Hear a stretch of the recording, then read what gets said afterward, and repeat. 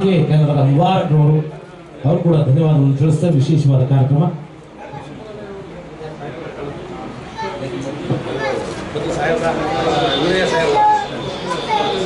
ನೋಡಿ.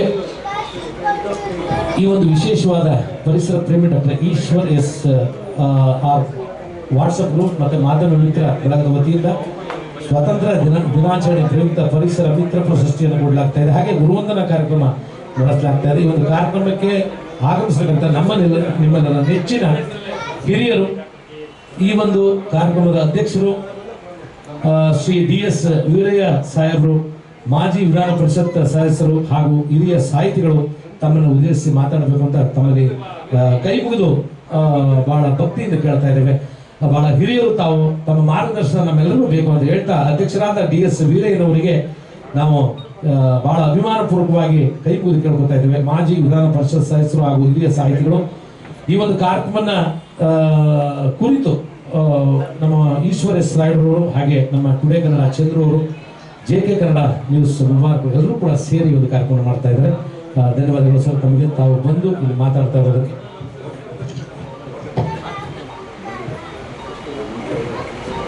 ಪರಿಸರ ಪ್ರೇಮಿ ಡಾಕ್ಟರ್ DSR ವಾಟ್ಸಪ್ ಗ್ರೂಪ್ ಮತ್ತು ಮಾಧ್ಯಮ ಮಿತ್ರ ಬಳಗದ ವತಿಯಿಂದ ಈ ಅರ್ಥಪೂರ್ಣ ಸಮಾರಂಭದ ಭಾಗವಹಿಸಿದಂಥ ಎಲ್ಲ ಆತ್ಮೀಯ ಸ್ನೇಹಿತರೆ, ಈ ಸಮಾರಂಭ ಒಂದು ಅರ್ಥಪೂರ್ಣ ಸಮಾರಂಭ ಅಂತ ಹೇಳ್ತಾರೆ. ವಿವಿಧ ಕ್ಷೇತ್ರಗಳಲ್ಲಿ ತಮ್ಮದೇ ಆದ ಸೇವೆಯನ್ನು ಮಾಡ್ತಾ, ಸಮಾಜಮುಖಿಯಾಗಿ ಕೆಲಸ ಮಾಡ್ತಾ, ಸಾಹಿತ್ಯಕ್ಕೆ ಮತ್ತು ಸಮಾಜ ಸೇವೆಗೆ ಸೀಮಿತಗೊಳಿಸಿದಂಥ ಎಲ್ಲ ಗಣ್ಯರು ಇವತ್ತಿಲ್ಲಿದ್ದೀರ. ಅದಕ್ಕೆ ನಾನು ಹೇಳಿದೆ, ಇದೊಂದು ರೀತಿಯ ಅರ್ಥಪೂರ್ಣ ಸ್ವಾತಂತ್ರ್ಯ ದಿನಾಚರಣೆ ಅಂತೇಳಿ.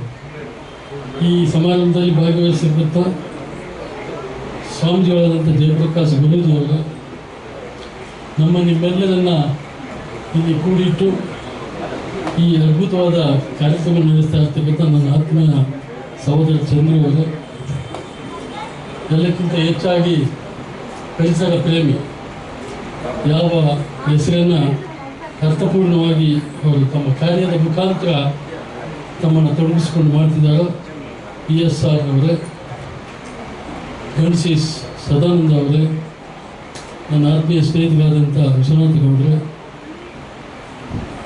ಸಿನಿಮಾ ನಿರ್ದೇಶಕರಾದಂಥ ವಿವೇಕ ರೆಡ್ಡಿ ಅವರೇ, ವಿಜಯ್ ಸೂರ್ಯ ಅವರೇ, ಶಿವಾನಂದ ಅವರೇ, ಮುಬಾರಕ್ ಅವರೇ, ಇದೊಂದು ರೀತಿಯ ಸಾಧಕರ ಸಂಗಮ ಅಂತ ಕರೆಯೋದಕ್ಕೆ ಇಷ್ಟಪಡ್ತೀನಿ. ಸಾಧನೆ ಮಾಡುವಂಥದ್ದು ಇವತ್ತು ಆಗಬೇಕಾಗಿದೆ. ಪರಿಸರದ ರಕ್ಷಣೆ ಇವತ್ತು ಆಗಬೇಕಾಗಿದೆ. ಪರಿಸರದ ಜ್ಞಾನವೇ ಇದ್ದಂಥ ದೇಶ ನಮ್ಮದು ಅಂತ ನಾನು ಹೇಳೋದಕ್ಕೆ ಇಷ್ಟಪಡ್ತೀನಿ. ಇಲ್ಲಿ ಬಹಳ ಮುಖ್ಯವಾಗಿ ಪರಿಸರ ನಮಗೆಲ್ಲವನ್ನೂ ಕೊಟ್ಟಿದೆ, ಆದರೆ ನಾವೇನು ಕೊಟ್ಟಿದ್ದೇವೆ ಅನ್ನುವಂಥದ್ದನ್ನು ಇವತ್ತು ನಾವು ಅರ್ಥ ಮಾಡಬೇಕಾಗಿದೆ. ಬಾಬಾ ಸಾಹೇಬ್ ಅಂಬೇಡ್ಕರ್ ಅವರ ಹೋರಾಟದ ಗೀತೆಯೊಡನೆ ಆರಂಭವಾದಂಥ ಈ ಸಮಾರಂಭ ನಿಜಕ್ಕೂ ಕೂಡ ಒಂದು ಉತ್ಸಾಹಭರಿತ ಮತ್ತು ಅರ್ಥಪೂರ್ಣ ಸಮಾರಂಭ ಅಂತ ಹೇಳೋದಕ್ಕೆ ಇಷ್ಟಪಡ್ತೇನೆ. ಅಂಬೇಡ್ಕರ್ ಅವರು ಕೇವಲ ವ್ಯಕ್ತಿ ಅಲ್ಲ, ಅವರೊಂದು ಶಕ್ತಿ. ಅವರು ಸಾಮಾನ್ಯ ಶಕ್ತಿ ಅಲ್ಲ, ಅದು ಅಸಾಮಾನ್ಯವಾದ ಶಕ್ತಿ. ಬ್ರಿಟಿಷರ ದೇಶವನ್ನು ಬಿಟ್ಟು ಹೋದರು. ಗಾಂಧೀಜಿಯವರು ಸ್ವಾತಂತ್ರ್ಯವನ್ನು ಕೊಟ್ಟು ಹೋದರು. ಆದರೆ ಅಂಬೇಡ್ಕರ್ ಈ ದೇಶವನ್ನು ಕಟ್ಟುವುದರಲ್ಲಿ ಅವರು ತ್ಯಾಗ ಮಾಡಿದರು. ಒಂದು ರೀತಿಯ ಅನೇಕ ರೋಗಗಳಿಂದ ನರಳ್ತಾ ಇದ್ದಂಥ ದೇಶ ಇದು. ಇದಕ್ಕೊಂದು ಚೌಕಟ್ಟಿರಲಿಲ್ಲ. 3,000 ಭಾಷೆಗಳು, 3,000 ಜಾತಿಗಳು, 3,000 ಒಳಪಂಗಡಗಳು, ಅನೇಕ ರಾಜರು ಆಳ್ತಿದ್ದಂಥ ದೇಶ ಇದು. ಸಾಮಂತರು ಆಳ್ತಿದ್ದಂಥ ದೇಶ, ಪಾಳೆಗಾರರು ಆಳ್ತಿದ್ದಂಥ ದೇಶ. ಇದಕ್ಕೊಂದು ಚೌಕಟ್ಟಿರಲಿಲ್ಲ, ಒಂದು ಫ್ರೇಮ್ ಇರಲಿಲ್ಲ. ಭಾರತ ಅನ್ನುವಂಥ ಒಂದು ನಕ್ಷೆಯನ್ನು ಕೊಟ್ಟು ನಿಮ್ಮೆಲ್ಲರನ್ನ ಈ ಒಂದು ಸಂವಿಧಾನದ ಚೌಕಟ್ಟಿಗೆ ತಂದಿರಲ್ಲ, ಅದು ಅಂಬೇಡ್ಕರ್ ಅವರ ಶ್ರೇಷ್ಠ ಕೊಡುಗೆ ಈ ದೇಶಕ್ಕೆ ಅಂತ ಈ ಸಂದರ್ಭದಲ್ಲಿ ನಾನು ಹೇಳ್ತೇನೆ. ಬಹುಶಃ ಸ್ವಾತಂತ್ರ್ಯದ ದಿನಾಚರಣೆ ಅಂದು ಮಹಾತ್ಮ ಗಾಂಧೀಜಿಯವರನ್ನ, ಅಂಬೇಡ್ಕರ್ ಅವರನ್ನು, ಭಗತ್ ಸಿಂಗ್ ಅವರನ್ನು, ಅದಕ್ಕಿಂತ ಹೆಚ್ಚಾಗಿ ಚಂದ್ರಶೇಖರ್ ಆಜಾದ್ರವರನ್ನು ಬಹಳ ಪ್ರಮುಖವಾಗಿ ದೇಶಕ್ಕೆ ಪ್ರಾಣವನ್ನು ಕೊಟ್ಟಂಥವರು. ಸೊ ಅಂಥವ್ರನ್ನ ನೆನಪು ಮಾಡಿಕೊಳ್ಳುವಂಥ ಈ ಕಾರ್ಯಕ್ರಮ ಇದೊಂದು ಅರ್ಥಪೂರ್ಣ ಕಾರ್ಯಕ್ರಮ. ನನಗೆ ಭಾಳ ದೊಡ್ಡ ವ್ಯಕ್ತಿ ಅಂತ ಹೇಳಿದ್ರು. ಮನುಷ್ಯ ಎಷ್ಟೇ ದೊಡ್ಡವನಾದರೂ ಕೂಡ ಅವನು ಸರಳತೆಯಿಂದ ಇದ್ದರೆ ಅದೇ ಅವನು ದೊಡ್ಡತನ. ಈ ವ್ಯಕ್ತಿ ಎಲ್ಲ ಮುಖ್ಯ, ವ್ಯಕ್ತಿತ್ವ ಮುಖ್ಯ. ವ್ಯಕ್ತಿ ಎಲ್ಲ ರೀತಿಯಲ್ಲೂ ಮೇಲೆ ಬರೋಕ್ಕೆ ಅವಕಾಶಗಳಿದೆ, ವ್ಯಕ್ತಿತ್ವ ಇದೆಯಲ್ಲ ಅದು ಕೆಲವರು ಮಾತ್ರ ಉಳಿಸ್ಕೊಡ್ತಾರೆ. ಬಹುಶಃ ನಾನು ಅದನ್ನು ಉಳಿಸ್ಕೊಂಡಿದ್ದೀನಿ, ಅದಕ್ಕೋಸ್ಕರ ಅವರು ಹೇಳಿದ್ದಾರೆ ಅಂತ ನಾನು ಭಾವಿಸ್ತೇನೆ. ಜನಸಾಮಾನ್ಯರ ಜೊತೆ ಬೆರೆಯುವುದು ಮತ್ತು ನಾನೊಬ್ಬ ರಾಜಕಾರಣ ಅದೊಂದು ಪ್ರವೃತ್ತಿ. ಆದರೆ ನನ್ನ ವೃತ್ತಿ ಬರವಣಿಗೆ. 25 ವರ್ಷಗಳಿಂದ ಒಂದು ಪೇಪರ್ ನಡೆಸ್ತಿದ್ದೇನೆ, 15 ಪುಸ್ತಕಗಳನ್ನ ಬರೆದಿದ್ದೇನೆ. ಈಗ ಮತ್ತೆ ಅಂಬೇಡ್ಕರ್ ಸಂದೇಶಗಳು ಅನ್ನುವಂಥ ಪುಸ್ತಕ ಸುಮಾರು 20 ವಾಲ್ಯೂಮ್ಗಳಲ್ಲಿ ದೊಡ್ಡ ದೊಡ್ಡ ಗ್ರಂಥಗಳಲ್ಲಿ ಮಾಡಿರ್ತಕ್ಕಂಥ ಭಾಷಣ ತುಣುಕುಗಳನ್ನು, ಕೊಟೇಶನ್ಸನ್ನು ಆಯ್ಕೆ ಮಾಡಿ ಇತ್ತೀಚೆಗೆ ಬಹುಶಃ ಇಡೀ ಇತಿಹಾಸದಲ್ಲಿ, ಭಾರತದ ಇತಿಹಾಸದಲ್ಲಿ ರಾಷ್ಟ್ರಪತಿ ಭವನದಲ್ಲಿ ಪುಸ್ತಕ ಬಿಡುಗಡೆ ಆಗಿದೆ ಅಂದರೆ ಅದು ಅಂಬೇಡ್ಕರ್ ಸಂದೇಶದ ಬುಕ್ಕ. ಇತ್ತೀಚೆಗೆ ಆ ಪುಸ್ತಕ ಅಲ್ಲಿ ಬಿಡುಗಡೆ ಆಯಿತು. ನನಗೆ ಮತ್ತೊಂದು ಪುಸ್ತಕ ರಾಷ್ಟ್ರ ಚಿಕಿತ್ಸಕ ಅಂಬೇಡ್ಕರ್, ರಾಷ್ಟ್ರಕ್ಕೆ ಚಿಕಿತ್ಸೆ. ನಾನು ಹೇಳಿದ್ನಲ್ಲ, ಅನೇಕ ರೋಗಗಳಿರ್ತಕ್ಕಂಥ ಈ ದೇಶವನ್ನು ರೋಗ ರಹಿತ ದೇಶವನ್ನಾಗಿ ಆರೋಗ್ಯವಾಗಿ ಈ ದೇಶ ನಡೆಸ್ಕೊಂಡು ಹೋಗ್ತಾ ಇರ್ತಕ್ಕಂಥ ಸಂವಿಧಾನ ಇದೆಯಲ್ಲ, ಅದಕ್ಕೋಸ್ಕರ ಅವರಿಗೆ ನಾನು ರಾಷ್ಟ್ರ ಚಿಕಿತ್ಸಕ ಅಂತ ಕಲಿಕ್ಕೆ ಇಷ್ಟಪಡ್ತೇನೆ. ಆ ಪುಸ್ತಕನ ಬಿಡುಗಡೆ ಹೊಣೆ ಈಶ್ವರ ಅವರು ವಹಿಸ್ಕೋಬೇಕು ಅಂತ ನಾನು ಇಷ್ಟಪಡ್ತೇನೆ. ಈಶ್ವರ ಅವ್ರ ಬಗ್ಗೆ ಭಾಳ ಹೇಳೋದು. ಸ್ಮಶಾನದಲ್ಲಿ ಪರಿಸರವನ್ನು ನೋಡ್ಕೊಂಡಿದ್ದಾರೆ. ಅನೇಕ ಸ್ಕೂಲ್ಗಳಲ್ಲಿ ಮರಗಳನ್ನು ಗಿಡಗಳನ್ನು ನೆಡುವ ಮುಖಾಂತರ, ನಾನು ಈಗಾಗಲೇ ಹೇಳಿದೆ, ಹೊರದೇಶದಲ್ಲಿ ಯಾರಾದರೂ ಬಾಳೆಹಣ್ಣಿನ ಸಿಪ್ಪೆ ತಿಂದು ಬಿಸಾಕಿದ್ರೆ ಅದ್ರ ಹಿಂದೆ ಹೋಗ್ತಾ ಇರ್ತಕ್ಕಂಥವ್ನು ಅದನ್ನು ತಗೊಂಡು ಜೇಬಿಗೆ ಇಟ್ಕೊಂಡು ಕಸದ ಬುಟ್ಟಿಗೆ ತೊಗೊಂಡೋಗಾಗ್ತದೆ. ಇಲ್ಲಿ ಹೊರಗಡೆ ಬಿಸಾಕಿದ್ರೆ ಒಂದು ಪ್ರವೃತ್ತಿ. ಸೊ ಇದು ಬಹುಶಃ ನಾವೆಲ್ಲರೂ ಕೂಡ ಈ ನಿಟ್ಟಿನಲ್ಲಿ ಹೆಚ್ಚಿಗೆ ಕೆಲಸ ಮಾಡಬೇಕಾಗಿದೆ. ಪರಿಸರವನ್ನು ಉಳಿಸ್ಕೊಂಡ್ರೆ, ಪ್ರಕೃತಿಯನ್ನು ಉಳಿಸ್ಕೊಂಡ್ರೆ, ಪ್ರಕೃತಿ ಎಲ್ಲವನ್ನೂ ನಮಗೆ ಕೊಟ್ಟಿದೆ. ಇವತ್ತು ನಾವು ಉಸಿರಾಡುವಂಥ ಗಾಳಿ, ಕುಡಿಯುವಂಥ ನೀರು ಎಲ್ಲವೂ ಕಲುಷಿತಗೊಂಡಿರ್ತಕ್ಕಂಥ ಈ ಸಂದರ್ಭದಲ್ಲಿ ಈಶ್ವರಂಥ ಪರಿಸರ ಪ್ರೇಮಿಗಳ ಸೇವೆ ಅಗತ್ಯ ಇದೆ ಅಂತ ಹೇಳ್ತಾ, ಈ ಸಮಾರಂಭದಲ್ಲಿ ಈ ಪ್ರಶಸ್ತಿಗೆ ಭಾಜನವಾಗಿರ್ತಕ್ಕಂಥ ಎಲ್ಲರೂ ಕೂಡ ಎಲ್ಲ ಗಣ್ಯರು, ಅವ್ರದ್ದೇ ಆದ ಛಾಪನ್ನು ಅವ್ರದ್ದೇ ಕ್ಷೇತ್ರಗಳಲ್ಲಿ ಕೆಲಸ ಮಾಡ್ತಾ ಇರ್ತಕ್ಕಂಥವ್ರು ಅವ್ರನ್ನೆಲ್ಲ ಒಗ್ಗೂಡಿಸಿ ಅವರಿಗೆ ಸನ್ಮಾನಿಸುವ ಮುಖಾಂತರ, ಅವರಿಗೆ ಪ್ರಶಸ್ತಿಯನ್ನು ನೀಡುವ ಮುಖಾಂತರ ಇದು ಅವರನ್ನು ಮತ್ತಷ್ಟು ಪ್ರೇರೇಪಣೆಯನ್ನು ಕೊಡುವಂಥ ಕಾರ್ಯಕ್ರಮ, ಅದನ್ನು ಚಂದ್ರು ಮಾಡ್ತಾ ಬಂದಿದ್ದಾರೆ. ಈಶ್ವರ ಅವರಂಥ ಅನೇಕರು ಅವ್ರಿಗೆ ಕೈ ಜೋಡಿಸಿ ಇಂಥ ಕಾರ್ಯಕ್ರಮಗಳು ಹೆಚ್ಚಿಗೆ ಆಗಲಿ. ಇದು ನಿಮ್ಮನ್ನು ಕೇವಲ ನಿಮ್ಮನ್ನು ಗೌರವಿಸೋದಲ್ಲ, ನಿಮ್ಮನ್ನು ಪ್ರೋತ್ಸಾಹ ಪ್ರೇರಣೆಯನ್ನು ತುಂಬತಕ್ಕಂಥದ್ದು. ಮತ್ತಷ್ಟು ನೀವು ಸಮಾಜಮುಖಿಗಳಾಗಿ ಸಮಾಜದ ಹೊಳೆಯನ್ನು ತೊಳೆಯುವಂಥ, ಸಮಾಜವನ್ನು ಸುಧಾರಿಸುವಂಥ, ಪರಿಸರವನ್ನು ಉಳಿಸ್ಕೊಳ್ಳುವಂಥ ಕೆಲಸ ಮಾಡಲಿ ಅಂತ ಸಂದರ್ಭದಲ್ಲಿ ಹೇಳ್ತಾ ನಾನು ಎರಡು ಮಾತನ್ನು ಮುಗಿಸ್ತೇನೆ. ಧನ್ಯವಾದಗಳು ಸರ್. ತಮ್ಮ ಅಮೂಲ್ಯವಾದ ವೇಳೆಯನ್ನು ಇಲ್ಲಿ ಬಂದು ಉಪಯೋಗಿಸಲಿಕ್ಕಾಗಿ ತುಂಬ ಧನ್ಯವಾದಗಳು. ಈ ಒಂದು ಕಾರ್ಯಕ್ರಮದ ಅಧ್ಯಕ್ಷರು, ಇಂದಿನ ಅಧ್ಯಕ್ಷರು BS ವೀರಯ್ಯ ಸಾಹೇಬ್ನವರು, ಮಾಜಿ ವಿಧಾನ ಪರಿಷತ್ ಸದಸ್ಯರು ಹಾಗೂ ಹಿರಿಯ ಸಾಹಿತಿಗಳು, ಅವರಿಗೆ ಮತ್ತೊಮ್ಮೆ ಮಗದೊಮ್ಮೆ ಧನ್ಯವಾದವನ್ನು ತಿಳಿಸ್ತಾ, ದಯಮಾಡಿ ವೇದಿಕೆ ಮುಂಭಾಗದಲ್ಲಿ ಕುಳಿತಿರ್ತಕ್ಕಂಥ ಮುಖ್ಯ ಅತಿಥಿಗಳು ವೇದಿಕೆ ಮೇಲೆ ಬಂದರೆ ಭಾಳ ಅನುಕೂಲ ಆಗುತ್ತೆ. ಕೆಲವು ಜನ ನಿಂತಿದ್ದಾರೆ, ಅವರು ಕೂತ್ಕೋಬೋದು. ದಯಮಾಡಿ ಗೊತ್ತಾಯ್ತು ಸರ್, ಖಂಡಿತ ತಮಾಷೆಗಾಗಿ ಹೇಳಿದೆ. ದಯಮಾಡಿ ವೇದಿಕೆ ಮೇಲೆ ಬನ್ನಿ, ಬನ್ನಿ ಸರ್, ವೇದಿಕೆ ಮೇಲೆ ಬನ್ನಿ. ವೇದಿಕೆ ಮೇಲೆ ಕುಳಿತುಕೊಂಡ್ರೆ ತಮಗೆ ಒಂದು ವಿಶೇಷವಾದ ಗೌರವ ನಾವು ಕೊಟ್ಟಾಗುತ್ತೆ.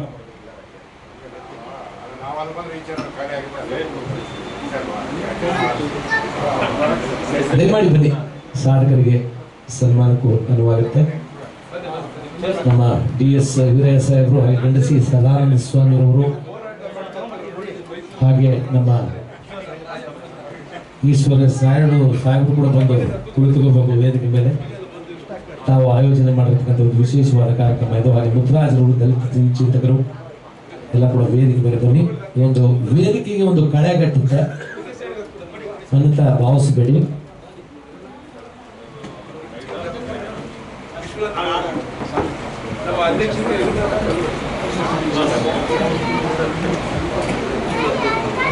ವಿಶ್ವನಾಥ್ ಗೌಡರು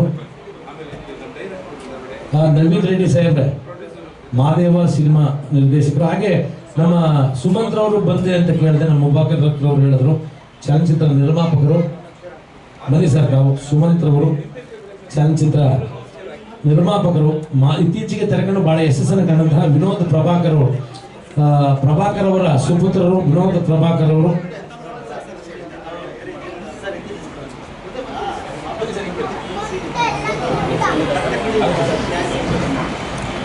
ಇತ್ತೀಚೆಗೆ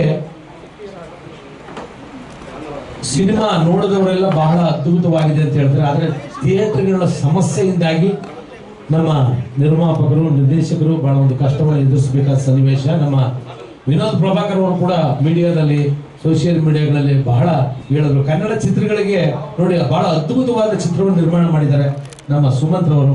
ಹಾಗೆ ನವೀನ್ ರೆಡ್ಡಿ ಅವರು ಬಹಳ ಕಷ್ಟಪಟ್ಟು ಇಷ್ಟಪಟ್ಟು ಒಂದು ಅದ್ಭುತವಾದ ನಿರ್ದೇಶನವನ್ನು ಮಾಡಿದ್ದಾರೆ.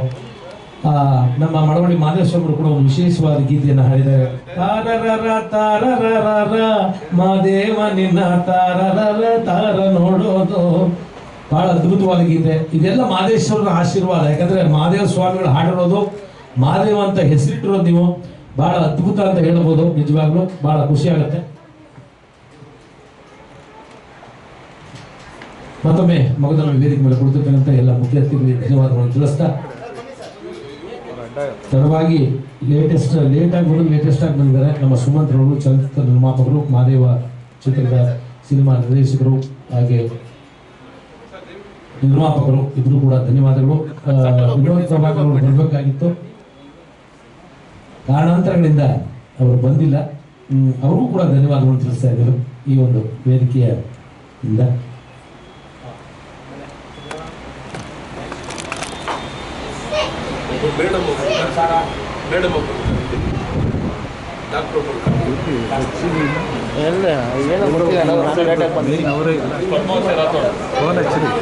ಪದ್ಮಾವತಿ ರಾಥೋಡ್ ಅವರು, ಡಾಕ್ಟರ್ ಪದ್ಮಾವತಿ ರಾಥೋಡ್ ಅವರು ದಯವಿಟ್ಟು ವೇದಿಕೆ ಮೇಲೆ ಬನ್ನಿ.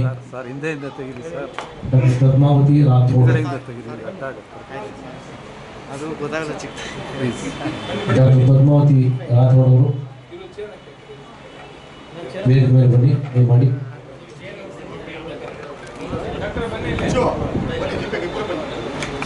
ಬನ್ನಿ ದೀಪಿಕಾ ಮೇಡಮ್ ಬನ್ನಿ ಮುಂದೆ. ಯಾಕೆ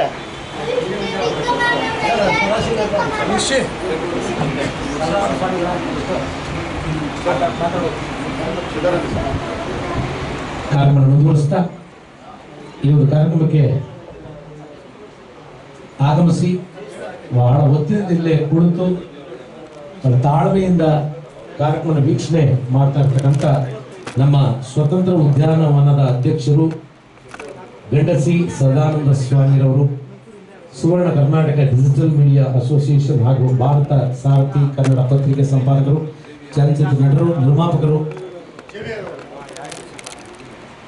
ಸಕಲಕಲ ವಲ್ಲಭರು ಅಂತ ಹೇಳಿದ್ರು ತಪ್ಪಾಗಲಾರದು. ಫ್ರೀಡಂ ಪಾರ್ಕ್ನ ಅಧ್ಯಕ್ಷರಾದ ಗಂಡಸಿ ಸದಾನಂದ ಸ್ವಾಮಿರವರು ಈ ಒಂದು ವೇದಿಕೆಯನ್ನ ಉದ್ದೇಶಿಸಿ ಪರಿಸರ ಪ್ರೇಮಿ doctor Eshwar S Rayudu WhatsApp group ಹಾಗೂ ಮಾಧ್ಯಮ ಮಿತ್ರ ಬಳಗದ ವತಿಯಿಂದ ನಮ್ಮ ಟುಡೇ ಕನ್ನಡ ಚಂದ್ರನವರು ಹಾಗೆ JK ಕನ್ನಡ ನ್ಯೂಸ್ ಮುಬಾರಕ್ ಎಲ್ಲರೂ ಕೂಡ ಸೇರಿ ಮುಖ್ಯವಾಗಿ ನಮ್ಮ ಈಶ್ವರ್ ಎಸ್ ರಾಯ್ಡು ಅವರು ಅವರ ಒಂದು ಮುಂದಾಳತ್ವದಲ್ಲಿ ಆಗ್ತಾ ಇರ್ತಕ್ಕಂಥ ಕಾರ್ಯಕ್ರಮಕ್ಕೆ ತಾವು ಆಗಮಿಸಿದ್ರೆ ಈ ಒಂದು ಕಾರ್ಯಕ್ರಮ ಉದ್ದೇಶಿಸಿ ತಾವು ಮಾತಾಡೋದು ಎಲ್ಲರೂ ಪರವಾಗಿ ಕೇಳ್ಕೊತಿದ್ದೇವೆ. ಎಲ್ರಿಗೂ ನಮಸ್ಕಾರ. ಮೊದಲನೇದಾಗಿ ನೀವು ಅದ್ಭುತವಾದ ಗಾಯಕರು, ನೆಕ್ಸ್ಟ್ ನಮ್ಮ ವೇದಿಕೆ ಮಾಡಬೇಕು. ವೇದಿಕೆ ಮೇಲೆ ನನ್ನ ಹಿರಿಯಣ್ಣ ಅಂತಲೇ ಹೇಳ್ಬೋದು, ಹಿರಿಯಣ್ಣ ಕೂತಿದ್ದಾರೆ. ಚಿಂತಕರು, ಸಾಹಿತಿಗಳು, ದಲಿತ ಪರ ಹೋರಾಟಗಾರರು, ನಿರಂತರ ಜನಸೇವೆಯಲ್ಲಿದ್ದಾರೆ. ಅವರೊಬ್ಬರು ಇದ್ದರೆ ಸಾಕು ವೇದಿಕೆನೇ ವಿಜೃಂಭಿಸುತ್ತೆ. ವೇದಿಕೆ ಮೇಲೆ ಅನೇಕ ಗಣ್ಯರಿದ್ದಾರೆ, ಎಲ್ರಿಗೂ ನಮಸ್ಕರಿಸುತ್ತಾ ಪರಿಸರ ಪ್ರೇಮಿ ಡಾಕ್ಟರ್ ESR ವಾಟ್ಸಪ್ ಗ್ರೂಪ್ ಇದು ವಿಶೇಷವಾದ ಕಾರ್ಯಕ್ರಮ. ಯಾಕಂದರೆ ಚಂದ್ರು ನಾನು ಹೇಳ್ತೀನಿ, ಆರು ಬೇಕಾದ್ರೆ ನಾನು ಕೊಡಿಸ್ತೀನಪ್ಪ, ನೀನು ಜನ ಸಾಕಾಗಲ್ಲ, ಜಾಗ ಸಾಕಾಗಲ್ಲ, ನಿಮ್ಗೆ ಎಲ್ಲರೂ ಹೇಳೋ ನಾನು ಕೊಡಿಸ್ತೀನಿ, ನೀನು ಯಾಕೆ ಕೊಡೋದು ಹೇಳ್ತೀಯ. ನೀವೆಲ್ಲಿ ಮಾಡಿದ್ರು ಮೈಸೂರಲ್ಲಿ ಮಾಡಿದ್ರು 1000 ಜನ ಸೇರ್ತಾರೆ, ಇಲ್ಲಿ ಚಿಕ್ಕದಾಗಿ ಮಾಡಿದ್ರು ಜನ ಸೇರ್ತಾರೆ. ಇನ್ನೇ ನನಗೊಂದು ಕೇಳೋ ಚಂದ್ರ ಏನಾದ್ರು ಹಾಲ್ಗಳು ಬೆಂಗಳೂರಿನ 300ಕ್ಕೂ ಹೆಚ್ಚು ಹಾಲ್ಗಳು ನಾನು ಇಟ್ಕೊಂಡಿದ್ದೀನಿ. ಒಂದು ಫೋನ್ ಮಾಡಿ ಒಂದು ಹಾಲು ಕೊಡ್ತಾರೆ. ಸಾಕಷ್ಟು ಜನಕ್ಕೆ ವೇದಿಕೆ ಕೊಡ್ತಾ ಇರ್ತೀರ. ಸ್ನೇಹಿತರು ಮತ್ತು ಆತ್ಮೀಯರು, ಈಶ್ವರ್ ಸಾಹೇಬರು ನಾನು ತುಂಬಾ ಇಷ್ಟಪಡೋ ವ್ಯಕ್ತಿ. ಯಾಕಂದರೆ ಪರಿಸರ ನನಗೆ ಸಖತ್ ಇಷ್ಟಪಡೋ ವ್ಯಕ್ತಿ ನಾನು ಕೂಡ. ಫ್ರೀಡಮ್ ಪಾರ್ಕ್ ತಾವು ಗಮನಿಸಿರ್ಬೋದು, ಹೋರಾಟ ಬಿಟ್ಟರೆ ಏನೂ ಇಲ್ಲ ಅಂದ್ಕೊಂಡಿದ್ದೀರ. ಅದು 22 ಎಕರೆ ಇರೋದು. ಕಳೆದ 13 ವರ್ಷದಿಂದ ಫ್ರೀಡಮ್ ಪಾರ್ಕ್ನ ಉಳಿಸ್ಕೊಂಡು ಸ್ವತಂತ್ರ ಉದ್ಯಾನವನ್ನು ಉಳಿಸಿ ಹೋರಾಟ ಸಮಿತಿ ಅಂತ ಮಾಡಿಕೊಂಡು ಅದರಲ್ಲಿ ಸಾಕಷ್ಟು 8ಕ್ಕೂ ಹೆಚ್ಚು ದಲಿತ ಸಂಘಟನೆಗಳ ಲೀಡರ್ಗಳು ಮುಖಂಡತ್ವದಲ್ಲಿ HS ದೊರೆಸ್ವಾಮಿ ಅವರು ಮತ್ತು ನಮ್ಮ CIT ವರಲಕ್ಷ್ಮಿಯವರ ನೇತೃತ್ವದಲ್ಲಿ ಅನೇಕ ಹಿರಿಯ ಹೋರಾಟಗಾರರ ನೇತೃತ್ವದಲ್ಲಿ ತುಂಬ ಚೆನ್ನಾಗಿ ನಡ್ಕೊಂಡು ಬರ್ತಾ ಇದೆ. ನಾನು ಅಧ್ಯಕ್ಷತೆ ಮಾಡಿ ಹೆಚ್ಚು ಕಡಿಮೆ 13 ವರ್ಷ ಅವರ ಬೆಂಬಲದಿಂದ ನಡ್ಕೊಂಬರ್ತಿದ್ದೆ. ಏನಪ್ಪ ಹೇಳಿಕ್ಕೆ ಹೊರಟಿದ್ದೀನಿ ಅಂದರೆ, ಈ ಪರಿಸರ ಪ್ರಶಸ್ತಿನ ಚಂದ್ರು ಯಾವ ಇದು ಕೂಡ ಆಯ್ಕೆ ಮಾಡೋದು ಗೊತ್ತಿಲ್ಲ. ನಾನು ಯಾರಿಗೂ ಹೇಳ್ಕೊಂಡಿರಲಿಲ್ಲ, ಇವಾಗ ಸಂದರ್ಭ ಬಂದಿದೆ ಹೇಳ್ಕೊಳ್ತೀನಿ. ನಮ್ಮ ಫ್ರೀಡಮ್ ಪಾರ್ಕ್ ಎದುರುಗಡೆ ದೊಡ್ಡ ಕಾಲೇಜ್ ಇದೆ, ಮಹಾರಾಣಿ ಕಾಲೇಜು, ತಾವು ಗಮನಿಸಬಹುದು. ಆ ಮಕ್ಕಳು ಸಾವಿರಾರು ಸಂಖ್ಯೆ ಇದ್ದಾರೆ. ಅಲ್ಲಿ ಬರೋರೆಲ್ಲ ಬರ್ತಡೇ ಕೇಕ್ ಕಟ್ ಮಾಡ್ಕೊಂಡು ಅಲ್ಲಿ ಬರ್ತಾರೆ. ನಾನು ಸುಮಾರು 13 ವರ್ಷದಿಂದ ಒಂದು ಕಾನ್ಸೆಪ್ಟ್ ಇಟ್ಕೊಂಡು ಏನು ಮಾಡಿದೆ, ಕೇಕ್ ಕಟ್ ಮಾಡಿಬಿಟ್ರೆ ಗಿಡ ಕೊಡ್ತೀನಿ ನೆಡ್ರಿ ಅಂತಂದರೆ 10 ಜನ ಹೊಡೋವರು. ಇವತ್ತು 9,000 ಗಿಡಗಳಿದ್ದಾವೆ. ಒಂದೊಂದು ಹೆಸರಿರುತ್ತೆ. ಒಬ್ಬ ಹೋರಾಟಗಾರ ಬಂದರೂ ಒಂದು ಗಿಡ ಕೊಡ್ತೀನಿ, ಎಡಿಸೋಣ ಹೆಸರಲ್ಲಿ. ಕಲಾವಿದರು ಬಂದರೆ ಮನೆ ಇವ್ರು ಬಂದಿರೋ ಉಪೇಂದ್ರ ಅವರು ನೇರಳೆ ಗಿಡ ಕೊಟ್ಟೆ, ಉಪ್ಪಿ ನೇರಳೆ ಅಂತ ಹೆಸರಿಟ್ಟಿದ್ದೀವಿ. ಶಿವರಾಜ್ ಕುಮಾರ್ ಅವರು ಬಂದರು, ರಜನಿಕಾಂತ್ ಅವ್ರ ಆಪ್ತ ರಾಜ್ ಬಹದ್ದೂರ್ ಸರ್ ಬಂದರು, ಮಡೇನೂರು ಮಮತ ಇತ್ತೀಚೆಗೆ ಫೇಮಸ್ ಆಗಿದ್ದರು. ಮತ್ತು ಎಲ್ಲ ಕಲಾವಿದರು, ಹೋರಾಟಗಾರರು, ನಮ್ಮ ನೃತ್ಯಪಟುಗಳು, ಸ್ಪೋರ್ಟ್ಸ್ ಮ್ಯಾನ್ ಯಾರೇ ಬಂದರೂ ಒಂದು ಗಿಡ ಕೊಡ್ತೀವಿ. ಬಂದು ಗಿಡ ನೀಡಿ 22 ಎಕರೆ ವಿಶಾಲವಾಗಿದೆ. ಪರಿಸರ ಪ್ರಶಸ್ತಿ ಪಡ್ಕೊಳ್ತಿರೋದಕ್ಕೆ ನನಗಂತೂ ತುಂಬ ಖುಷಿ ಆಗ್ತಾಯಿದೆ ಅಂತ ಹೇಳ್ತಾ ಈ ಕಾರ್ಯಕ್ರಮವನ್ನು ಯಶಸ್ವಿಯಾಗಿ ಆಗಲೇ ನನ್ನನ್ನು ಭೇಟಿ ಮಾಡಿ ಅಂತ ಹೇಳ್ತಾ ಎಲ್ಲರಿಗೂ ಧನ್ಯವಾದಗಳು. ನಮಸ್ಕಾರ. Special thanks sir, Eshwar sir, ತುಂಬ ಸ್ನೇಹಿತರು ಎಲ್ಲ ವಿಶ್ವನಾಥ್ ಗೌಡ ಎಲ್ಲರಿಗೂ ಒಂದಿಸ್ತಾ ನನ್ನ ಮಾತು ವಿರಾಮ ಹೇಳ್ತೀನಿ. ವಿಜಯ ಸೂರ್ಯ ಎಲೆ ಮರೆಕಾಯಿ ಥರ ಕೂತಿದ್ದಾರೆ. 90 ಜನ, 50 ಜನ ಅಲ್ಲ ಸರ್, 90 ಜನಕ್ಕೆ ನಿರಂತರ ಊಟ ಆಗ್ತಾ ಇದ್ದಾರೆ. ನಾನು ಕೂಡ ಅದ್ರಲ್ಲಿ ಗೌರವ ಅಧ್ಯಕ್ಷತೆ ಮಾಡ್ಕೊಂಡಿದ್ದೆ. ಹಾಗಾಗಿ ಅವರು ಬಂದು ಮೇಲಕ್ಕೆ ಅಂದರೆ ಗುರುಗಳೇ ನೀವಿದ್ರೆ ನಾವು ಯಾಕೆ ಅಂತಾರೆ. ದಯಮಾಡಿ ಬಂದು ಈ ಜೊತೆ ಸೇರ್ಕೊಬೇಕು ಅಂತ ಹೇಳ್ತೀನಿ. ಧನ್ಯವಾದಗಳು ಸರ್. ನೋಡಿ, ನಮ್ಮ ಗಂಡಸಿ ಸದಾನಂದ ಸ್ವಾಮಿಯವರು ಬರೋದಕ್ಕೆ ಮುಂಚೆ ನಮ್ಮ ವಿಜಯ ಸೂರ್ಯನವರು ಹೇಳಿದ್ರು, ಇವರು ನಮಗೆ ಭಾಳ ಬೇಕಾದರೂ ಭಾಳ ಹೆಲ್ಪ್ ಮಾಡಿದ್ದಾರೆ ನಮ್ಮ ತಿರುಪನಹಳ್ಳಿ ಆಶ್ರಮಕ್ಕೆ ಬಂದು ಅಂತ. ಎಲ್ಲರಿಗೂ ಒಳ್ಳೆಯದಾಗುತ್ತೆ ಸರ್, ಖಂಡಿತ. ಯಾಕಂದರೆ ನಾನು ಕೂಡ ಆ ಆಶ್ರಮನ ಒಂದು ವರ್ಷದಿಂದ ನಾನು ನೋಡ್ತಾ ಇದ್ದೇನೆ. ಅಲ್ಲಿ ಏನೇ ಕಾರ್ಯಕ್ರಮಗಳಾದರೂ ನಾನು ಎಲ್ಲೂ ಕೂಡ ಉಚಿತವಾಗಿ ಕಾರ್ಯಕ್ರಮ ಮಾಡಲ್ಲ. ಅಲ್ಲಿಗೆ ಅದು ಏನೋ ಗೊತ್ತಿಲ್ಲ, ಭಾಳ ಖುಷಿ ಆಗುತ್ತೆ. ಕಡಿಮೆ ಅಂದರೂ ತಿಂಗಳು 1 ಸಲ 2 ಸಲ ಹೋಗಿ ಉಚಿತ ಕಾರ್ಯಕ್ರಮ ಮಾಡ್ತೀನಿ ಅಲ್ಲಿ. ಯಾರಾದರೂ ಈ ಥರ ಸಭೆ ಸಮಾರಂಭಗಳು ಬಂದಾಗ ನಮ್ಮ ವಿಜಯ ಸರ್. ಇನ್ನೊಂದು ವಿಶೇಷ ಏನಂದರೆ, ನಮ್ಮ ಸಹೋದರಿ ಕೂಡ ಅಲ್ಲೇ ಇದ್ದಾರೆ. ನಾವಿದ್ರೂ ಕೂಡ ಅವರು ಸಹೋದರಿ ಥರ ನೋಡ್ಕೊತಾ ಇದ್ದಾರೆ. ಇದು ಹೇಳೋದಕ್ಕೆ ನನಗೇನು ಬೇಜಾರಾಗಲ್ಲ. ಅವರು ನಿಮಾನ್ಸ್ ಪೇಷೆಂಟು, 30 ವರ್ಷದಿಂದ ಆ ಮಾತ್ರೆಗಳನ್ನ ತಿಂದು ನೆನಪಿನ ಶಕ್ತಿ ಕಳ್ಕೊಂಡಿದ್ದಾರೆ. ಯಾರು ಏನು ಗೊತ್ತಾಗಲ್ಲ. ಹಾಗಾಗಿ ಅವರು ನಾನು ಸಾಕ್ತೀನಿ ಅಂತ 1 ರೂಪಾಯಿ ಕೂಡ ನಮ್ಮ ಹತ್ರ ದುಡ್ಡು ಇಸ್ಕೊಳ್ಳದೆ ಅಲ್ಲಿ ನಮ್ಮ ಅವ್ರ ಸಹೋದರಿ ಥರ ನೋಡ್ಕೊತಾ ಇದ್ದಾರೆ. ಅವ್ರಿಗೆ ಒಳ್ಳೇದಾಗಬೇಕಂತವ್ರಿಗೆ. ಯಾಕಂದರೆ ಅವರ ಹೆಂಡತಿ ಮಕ್ಕಳು ಕೂಡ ಅಲ್ಲೇ ಇಸ್ಕೊಂಡ್ರು. ಆ ಕಾಡಿನಲ್ಲಿ ಅರ್ಧ ಲೀಟ್ರ್ ಆಗಬೇಕು ಅಂತ ಸಿಗಲ್ಲ, 5 ಕಿಲೋಮೀಟ್ರ್ ಹೋಗ್ಬೇಕು. ತಿಪ್ಪಕೊಂಡಳ್ಳಿ ಕೆರೆ 3 ಕಿಲೋಮೀಟ್ರ್ ಆಗುತ್ತೆ. ಅವ್ರಿಗೆ ಒಳ್ಳೇದಾಗಲಿ ಅಷ್ಟೇ. ಇನ್ನೇನು ನಾನು ಹೇಳೋದಕ್ಕೆ ಅಷ್ಟು ದೊಡ್ಡವನಲ್ಲ. ಗಂಡಸಿ ಸದಾನಂದ ಸ್ವಾಮಿಯವರು ಕೂಡ ಅಲ್ಲಿಗೆ ಹೆಲ್ಪ್ ಮಾಡಿದ್ದಾರೆ ಅಂತ ನೀವು ಬರೋದಕ್ಕೆ ಮುಂಚೆ ಹೇಳಿದ್ರು ಸರ್. ಇಲ್ಲಿ ಕೂತ್ಕೊಂಡು ಇನ್ವಿಟೇಷನ್ ನೋಡಿದ ತಕ್ಷಣ ಭಾಳ ಖುಷಿ ಆಯಿತು ಅವ್ರಿಗೆ, ನಮ್ಮ ಗುರುಗಳಿವರು ಅಂತ. ಹಾಗೆ ಈಗ ಮುತ್ತುರಾಜ್ ನಮ್ಮ ದಲಿತ ಚಿಂತಕರು ದಯಮಾಡಿ ಈಗ ಈ ಒಂದು ವೇದಿಕೆಯನ್ನು ಉದ್ದೇಶಿಸಿ ಮಾತಾಡಬೇಕು ಅಂತ ಕೇಳ್ಕೊತಾ ಇದ್ದೀವಿ.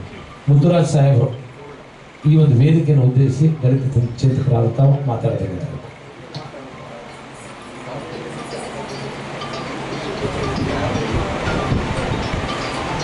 ಎಲ್ರಿಗೂ ಜೈ. ಇವತ್ತು ಸಹೋದರ, ಆತ್ಮೀಯ ಸ್ನೇಹಿತರು, ಪರಿಸರ ಪ್ರೇಮಿ ಕೇಶವ ರಾಯರವರ ವಾಟ್ಸಪ್ ಗ್ರೂಪ್ ಮತ್ತು ಮಾಧ್ಯಮ ಮಿತ್ರ ಬಳಗದ ಚಂದ್ರು ಮತ್ತು ಸ್ನೇಹಿತರ ವತಿಯಿಂದ ಇವತ್ತು ಅನೇಕ ಗಣ್ಯತಿಗೆ ಪರಿಸರ ಮಿತ್ರ ಪ್ರಶಸ್ತಿ ಆಯೋಜನೆ ಮಾಡಿದ್ದಾರೆ. ಈ ಕಾರ್ಯಕ್ರಮ ಬಂದಿರತಕ್ಕಂಥ ಮಾಜಿ ವಿಧಾನ ಪರಿಷತ್ನ ಸದಸ್ಯರು ಮತ್ತು ಹಿರಿಯ ದಲಿತ ಚಿಂತಕರಾಗಿರ್ತಕ್ಕಂಥ ನಮ್ಮ DS ವೀರಯ್ಯ ಸಾಹೇಬ್ರೆ ಮತ್ತು ಅನೇಕ ಗಣ್ಯಾತಿಗಣ್ಯರೇ, ಬಂಧುಗಳೇ, ಸ್ನೇಹಿತ ಈಶ್ವರು, ನಾವು ಭಾಳ ಕಷ್ಟದಿಂದ ತಳಪಾಯದಿಂದ ಬಂದಿರ್ತಕ್ಕಂಥವ್ರು ನಾವೆಲ್ಲ. ಈಶ್ವರು ಇವತ್ತು ಚಂದ್ರು ಜೊತೆ ಸೇರ್ಕೊಂಡು ಒಂದು ಆನೆ ಬಲ ಸೇರ್ಕೊಂಡಿದ್ದಾರೆ. ಈಶ್ವರು ಚಂದ್ರು ಹುಟ್ಟಕ್ಕೆ ಮೊದಲೇ ಬಹುಶಃ ನಾವೆಲ್ಲ ಆವತ್ತೇ ಪರಿಸರದ ಬಗ್ಗೆ ಬಹಳಷ್ಟು ದೊಡ್ಡ ಕಾಳಜಿ ವಹಿಸ್ಕೊಂಡಿದ್ವಿ. ನಾವೆಲ್ಲ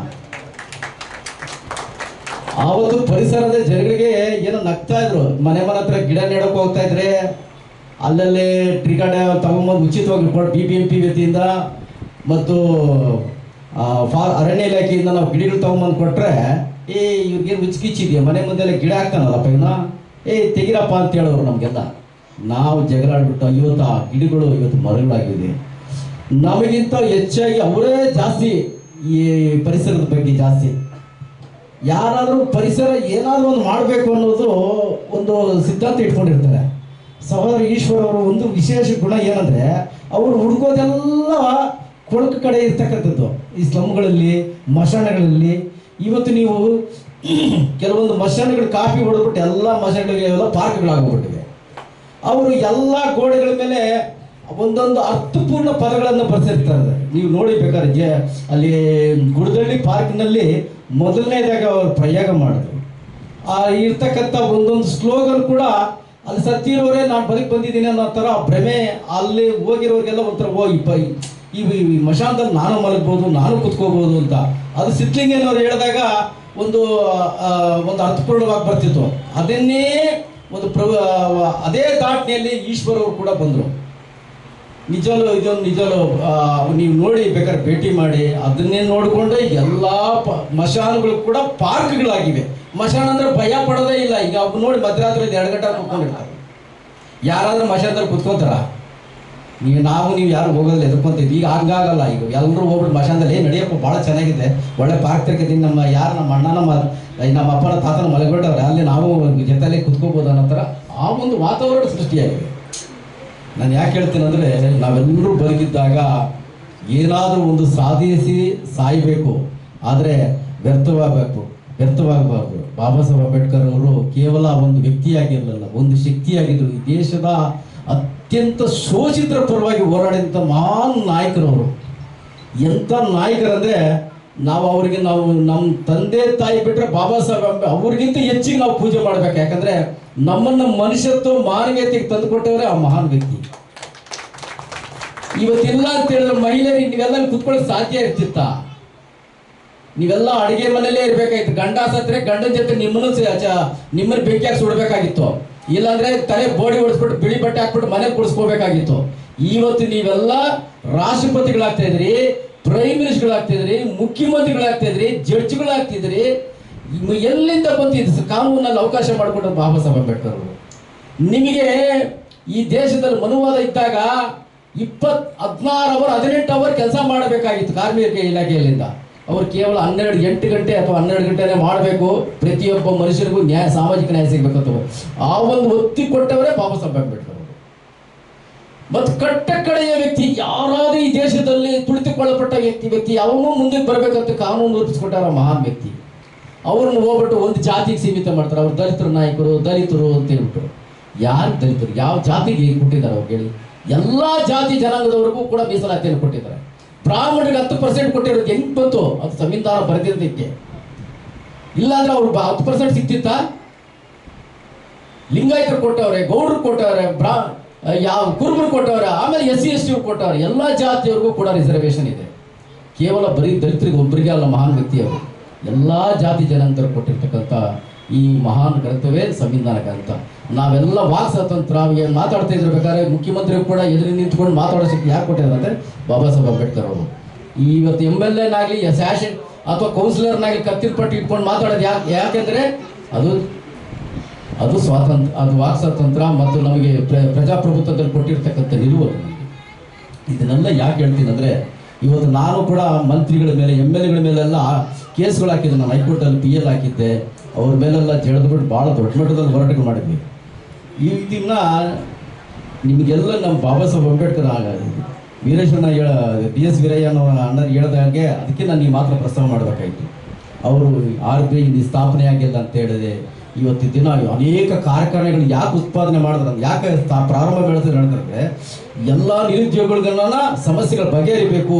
ಬ್ಯಾಂಕ್ಗಳೆಲ್ಲ ಇದ್ದರೆ ಭಾಳಷ್ಟು ನಿರುದ್ಯೋಗ ಸಮಸ್ಯೆಗಳನ್ನ ಉದ್ಯೋಗ ತುಂಬಿಸ್ಬೋದು ಅಂತಲೇ ಅವರು ಪ್ರಾರಂಭ ಮಾಡಿದ್ರು.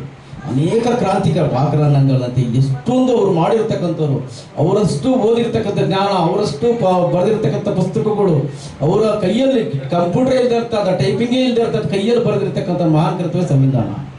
ಇಂಥ ಒಬ್ಬ ಮಹಾನ್ ನಾಯಕ ಹೆಸರಿನಲ್ಲಿ ನಮ್ಮ ಸಹೋದರ ಸ್ನೇಹಿತ ಈಶ್ವರ್ ಎಸ್ ರಾಯುಡವರು ಅದೇ ದಾರಿನಲ್ಲಿ ಅದೇ ನಿಟ್ಟಿನಲ್ಲಿ ಬರ್ತಾ ಇರತಕ್ಕಂಥದ್ದು ನಾನು ಇವತ್ತಿಗೂ ಕೂಡ ನಾವೆಲ್ಲ ಶ್ಲಾಘನೀಯ ಕೂಡ. ಇಂಥ ಒಂದು ಸ್ನೇಹಿತರ ಜೊತೆಗೂಡಿ ಮಾಡ್ತಕ್ಕಂಥ ನಮ್ಮ ಚಂದ್ರು ಮತ್ತು ಮಿತ್ರದವರು ಎಲ್ಲ ನಿಜಾವರ ಮುಬಾರಕ್ ಮತ್ತು ಅನೇಕ ಹೆಸರು ಕೇಳೋಕ್ಕಾಗಲ್ಲ. ಅವ್ರ ತಂಡ ಮತ್ತು ನಿರಂತರ ನಾನು 10 ವರ್ಷದಿಂದ ನೋಡ್ತಾ ಇದ್ದೀನಿ. ಒಳ್ಳೆ ಪ್ರತಿಭಾವಂತ ಮತ್ತು ಸಿಂಗರು ಸಹೋದರ ಶಿವಾನಂದ. ಯಾವ ಭಾಷೆ ಕೊಟ್ಟರು ಕೂಡ ಆ ಭಾಷೆಗೆ ತಕ್ಕನಂಗೆ ಆಡ್ತಾರೆ. SP ಬಾಲಸುಬ್ರಹ್ಮಣ್ಯ ಬಗ್ಗೆ ಕಡಿಮೆ ಇಲ್ಲ ಸಹೋದರ, ನಿಜ ಹೇಳ್ತೀನಿ. ಅಷ್ಟು ಅದ್ಭುತವಾದ ಕಂಠ ಇದೆ. ನಾನು ಹೊಗಳ್ಬೇಕಂತಿಲ್ಲ, ನಿಮ್ಮ ಪ್ರತಿಭೆ ಅದು. ನಾನು ಪ್ರತಿ ಕಾರ್ಯಕ್ರಮದ ನನಗೂ ಮತ್ತು ಈಶ್ವರ್ ಅವರು ನಮ್ಮ ಬಾಂಧವ್ಯ 40 ವರ್ಷದ ಬಾಂಧವ್ಯ, ಅದಕ್ಕಿಂತ ಹೆಚ್ಚಿಗಿದೆ ಬಿಡಿ, 45-50 ವರ್ಷದ ಬಾಂಧವ್ಯ ನಮ್ದೆಲ್ಲ. ಅಷ್ಟು ನಿರಂತರವಾಗಿರ್ತಕ್ಕಂಥದ್ದು. ನಾವು ಒಡನಾಡಿಗಳು, ಚಿಕ್ಕ ವಯಸ್ಸಿಂದ ಬಂದಿರ್ತಕ್ಕಂಥವ್ರು ನಾವೆಲ್ಲ, ಭಾಳ ಬಡತನದಲ್ಲಿ. ಇವತ್ತಿನ ದಿನ ನಾವು ಭಾಳ ಚೆನ್ನಾಗಿದ್ದೀವಿ ಬಿಡಿ ನಾವೆಲ್ಲ. ಈಗ ನಮ್ಮ ನಿರೀಕ್ಷೆಗಿಂತ ಅವರು ಚೆನ್ನಾಗಿದ್ದಾರೆ, ನಾನು ಚೆನ್ನಾಗಿದ್ದೀನಿ. ಈಗ ನನ್ನ ಮಗನೇ ಅಮೆರಿಕದಲ್ಲಿ ನ್ಯೂಯಾರ್ಕಲ್ಲಿ ಓದ್ತಾ ಇದ್ದಾನೆ, ನನ್ನ ಮಗಳು MBBS ಓದ್ತಾ ಇದ್ದಾರೆ. ಇವೆಲ್ಲ ನಾವೆಲ್ಲ ಕಷ್ಟದಿಂದ ಬಂದಿರತಕ್ಕಂಥದ್ದು. ನನ್ನ ಮಿಸ್ಸಸ್ ಕೂಡ ಹೈಕೋರ್ಟ್ ಅಡ್ವೊಕೇಟ್ ಪ್ರಮೀಳಾ ಅಂತೇಳಿ. ನಾವು ಯಾಕೆ ಹೇಳ್ತೀವಿ ಅಂದರೆ ನಾವೆಲ್ಲರೂ ಕೂಡ ಇದೆಲ್ಲ ಋಣ, ಇದೆಲ್ಲ ನಮ್ಮ ಶಕ್ತಿ ಕೊಟ್ಟಿರೋದೇ ಬಾಬಾ ಸಾಹೇಬ್ ಅಂಬೇಡ್ಕರ್. ನನಗೆ ಯಾವ ದೇವ್ರು ಕೊಟ್ಟಿಲ್ಲ ರೀ, ನನಗೆ ನಿಜಾಲು. ನಾನು ನಂಬೋದಂದೇ ಬುದ್ಧ, ಅಂಬೇಡ್ಕರ್ ನನಗೆ ಕೊಟ್ಟಿರೋದು. ನಾನು ಇಷ್ಟು ಹೇಳ್ತಾ ನನ್ನ ಮಾತುಗಳು ಮುಗಿಸ್ತಾ ಇದ್ದೀನಿ. ಜೈ ಭೀಮ್, ಜೈ ಕರ್ನಾಟಕ.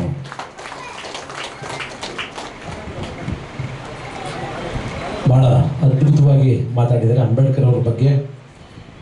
ಧನ್ಯವಾದಗಳು ನಿಮ್ಮಲ್ಲಿ ನೆಚ್ಚಿನ ಮುತ್ತುರಾಜ್ ಸಾಹೇಬರಿಗೆ, ದಲಿತ ಚಿಂತಕರು, ಇವರಿಗೆ ಧನ್ಯವಾದಗಳು ತಿಳಿಸ್ತಾ ಈಗ ಮತ್ತೊಬ್ಬರು ಮುಖ್ಯ ಅತಿಥಿಗಳು ಜಯಪ್ರಕಾಶ್ ಗುರುಜಿಗಳು ಈ ಒಂದು ಕಾರ್ಯಕ್ರಮಕ್ಕೆ ಬಂದಿದ್ದಾರೆ. ಅವರು ಈ ಒಂದು ಸಭೆಯನ್ನು ಉದ್ದೇಶಿಸಿ ಮಾತಾಡಬೇಕು ಅಂತ ನಮ್ಮ ಚಂದ್ರು ಅವರು, ಈಶ್ವರ್ ಎಸ್ ರಾಯುಡರವರು ಕೇಳ್ಕೊತಾ ಇದ್ದಾರೆ. ಜೋರಾಗಿ ಚಪ್ಪಾಳೆ ಜಯಪ್ರಕಾಶ್ ಗುರುಜಿರವರಿಗೆ.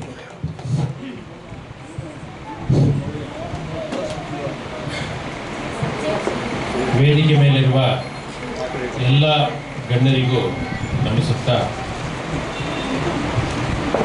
ಪರಿಸರ ಉಳಿಸಿ ಜೀವ ಉಳಿಸಿ ಅಂತ, ಪರಿಸರ ಉಳಿದ್ರೆ ಮಾತ್ರನೇ ನಮ್ಮೆಲ್ಲರ ಜೀವ ಉಳಿಯೋದು. ಆ ಒಂದು ವಿಚಾರದಲ್ಲಿ ಮಹತ್ವದ ಕಾರ್ಯ ಮಾಡಿರುವಂಥ ನಮ್ಮ ES ರಾಯುಡು ಅವರಿಗೆ ನಾನು ಎಷ್ಟು ಧನ್ಯವಾದ ಹೇಳಿದ್ರು ಸಾಲದು. ಖಂಡಿತ ಇವತ್ತು ಈ ಒಂದು ಕಾರ್ಯಕ್ರಮಕ್ಕೆ ನಮ್ಮ ಚಂದ್ರು ಅವರು ನಮ್ಮನ್ನು ಈ ಒಂದು ಕಾರ್ಯಕ್ರಮಕ್ಕೆ ಇನ್ವೈಟ್ ಮಾಡಿದ್ರು. ಈ ಒಂದು ಕಾರ್ಯಕ್ರಮ ಬಂದಿರೋದಕ್ಕೆ ನಮಗೆ ನಿಜಕ್ಕೂ ತುಂಬ ಸಂತೋಷ ಆಗಿದೆ. ಅದರಲ್ಲೂ ಮುಖ್ಯವಾಗಿ ಇಂಥ ಒಬ್ಬ ಪರಿಸರ ಪ್ರೇಮಿನ ಇವತ್ತು ನಾವು ನೋಡ್ದಂಗಾಯ್ತು. ಖಂಡಿತ ಇನ್ನೂ ನಮ್ಮನ್ನ ಕರೆಯುವಂಥ ಕಾರ್ಯಕ್ರಮಗಳಲ್ಲಿ, ಅದರಲ್ಲೂ ಮುಖ್ಯವಾಗಿ ಪರಿಸರ ಬೆಳೆಸುವಂಥ ಕಾರ್ಯಕ್ರಮಗಳು ಯಾವುದೇ ಆಗಿದ್ರು ಖಂಡಿತ ನಾವು ನಮ್ಮ ರಾಯುಡು ಅವ್ರನ್ನ ಭೇಟಿ ಮಾಡ್ತೀವಿ.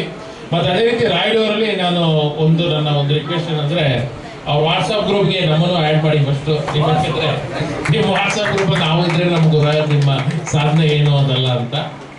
ಮತ್ತು ಅದೇ ರೀತಿ ಇನ್ನೊಂದು ಸಂತೋಷ ಏನಂದರೆ, ನಮ್ಮ ಸ್ವಂತ ಊರು ಬಂದು ಹಾಸನ ಜಿಲ್ಲೆ ಅರಸೀಕೆರೆ ತಾಲೂಕಿನ ನನ್ನ ಸ್ವಂತ ಊರು. ಇವತ್ತು ಈ ಒಂದು ಕಾರ್ಯಕ್ರಮಕ್ಕೆ ಬಂದಿದ್ದಕ್ಕೆ ನಮ್ಮ ಅರಸೀಕೆರೆ ತಾಲೂಕಿನವರೇ ಆದಂತಹ ಗಣಸಿ ಸದಾನಂದ ಅವ್ರನ್ನೂ ನಾನು ಪರಿಚಯ ಮಾಡ್ದಂಗಾಯ್ತು. ನಮ್ಮೂರಿನವ್ರನ್ನೇ ನಾನು ಇಲ್ಲಿ ಭೇಟಿ ಮಾಡ್ದಂಗಾಯ್ತು. ಅದು ಸಹ ನನಗೆ ತುಂಬ ಸಂತೋಷ. ಮತ್ತು ಅದೇ ರೀತಿ ಈ ಕಾರ್ಯಕ್ರಮಕ್ಕೆ ಬಂದಿರುವಂಥ ಎಲ್ಲರನ್ನು ಇವತ್ತು ನೋಡಿ, ಎಲ್ಲರನ್ನು ಭೇಟಿ ಮಾಡಿ ತುಂಬ ಸಂತೋಷ ಆಯಿತು ಅಂತ ಹೇಳ್ತಾ ಮಾತುಗಳನ್ನು ಮುಗಿಸ್ತಾ ಇದ್ದೀನಿ. ನಮಸ್ತೆ. ನಮ್ಮ ಡಾಕ್ಟರ್ JB ಆನಂದ್ ಅವರು ಮಾತುಗಳು ಮಾತಾಡ್ಕೊಳ್ತಾ ಇದ್ದೀನಿ. ತದನಂತರ ವಿಶ್ವನಾಥ್ ಗೌಡ್ರು ಅವರು ದಯವಿಟ್ಟು ಕ್ಷಮಿಸಿ 2 ನಿಮಿಷ ಕಾಲ ವೇದಿಕೆ ಮೇಲೆ ಇರಬೇಕು ಅನ್ನಿಸ್ಕೊಳ್ತಾ ಇದ್ದೀನಿ. ಧನ್ಯವಾದಗಳು ಜಯಪ್ರಕಾಶ್ ಗುರುಜಿಗಳು, ಬಹಳ ಚೆನ್ನಾಗಿ ಮಾತಾಡಿದ್ದಾರೆ. ಈಗ JB ಆನಂದ್ ಅವರು, ಅಂಬೇಡ್ಕರ್ ಆನಂದ್ ಅವರು, ಇವರಿಗೆ ಜೋರಾಗಿ ಚಪ್ಪಾಳೆ ತಮ್ಮ ಉದ್ದೇಶಿಸಿ ಮಾತಾಡ್ತಾರೆ. ನೆಕ್ಸ್ಟ್ ವಿಶ್ವನಾಥ್ ಗೌಡ್ರು ರೆಡಿಯಾಗಿ. ಜೈ ಭೀಮ್. ನಾನು ಯಾರಿಗೂ ನಮಸ್ಕಾರ ಮಾಡೋದಿಲ್ಲ, ನಾನು ಹೇಳೋದೇ ಮೊದಲು ಮತ್ತೆ ಜೈ ಭೀಮ್. ಜೈ ಭೀಮ್ ಬಂದೇಳೆ. ಇವತ್ತಿನ ದಿವಸ ಭಾರತದ 77ನೇ ವರ್ಷದ ಸ್ವಾತಂತ್ರ್ಯ ದಿನಾಚರಣೆ. ಸರಿ 79 ಕನ್ನಡದಲ್ಲಿ ಹೇಳಿದ, ಇಂಗ್ಲೀಷಲ್ಲಿ ಹೇಳಿದ್ರಿ, ಕನ್ನಡದಲ್ಲಿ 29 ನಾನು ಹೇಳಿದ್ದೆ. ಇಲ್ಲ 29. 29.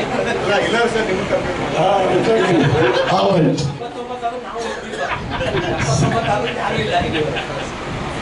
79ನೇ ವರ್ಷದ ಸ್ವಾತಂತ್ರ್ಯ ದಿನಾಚರಣೆ ಅಂಗವಾಗಿ ಇವತ್ತು ಇದು ವೇದಿಕೆನ ಅಥವಾ ನಾವು ಏನು ಒಂದು ಲೋಕದಲ್ಲಿ ಏನು ಪರಲೋಕದಲ್ಲಿ ಇದ್ದೀವ ಅಂತ ಗೊತ್ತಾಗ್ತಾ ಇಲ್ಲ.